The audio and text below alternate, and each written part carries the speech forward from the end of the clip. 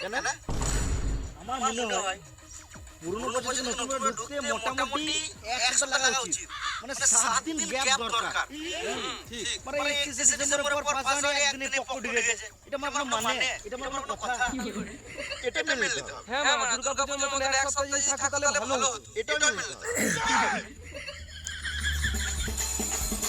চল ভাই পিকনিক করি। বোকা চাচা, পিকনিক করার টাকা না আবার পিকনিক। আমি জোর না দিচ্ছি হয় না মারা, পাতা জোর না টাকা দে। এত টাকা কেন করছিস বলতো? পিকনিক করতে কত টাকা লাগবে না? চল চল।